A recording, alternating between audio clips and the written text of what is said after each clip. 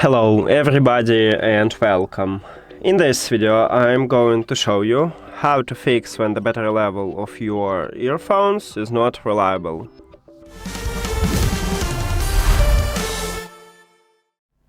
Firstly, I recommend to check if you have the latest software version and update if you haven't. So go to the QCY application. Of course, your headphones should be turned on and connected to the phone and to the application. Then go to the settings at the right top, scroll down, and at the bottom you'll find firmware update line. Firmware version is the same as software. Tap at this line.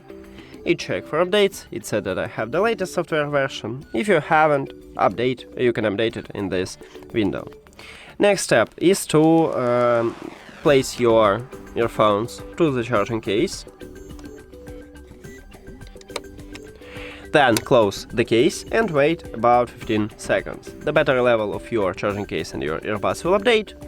And after that time, open the charging case and check, is it fixed? If it doesn't, we should perform the factory reset. To perform the factory reset, you need to also put your earbuds to the charging case, but this time do not close the case. If you close it, just open the lid and do not remove your earbuds from the case until you perform the factory reset. At the bottom, near to the USB-C port, we have connection button. You need to press and hold this button for at least 10 seconds, until you will see that the LED light on your earphones start blinking red.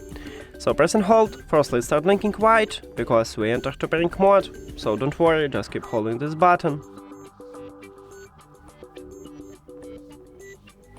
And we have the red LED light.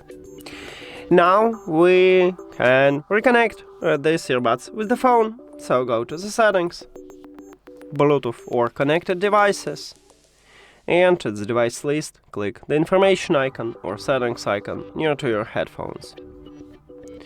Then click at the Forget the Device button, or you may have Forget button or Forget Device button or Unpair or Remove button, and Forget Device.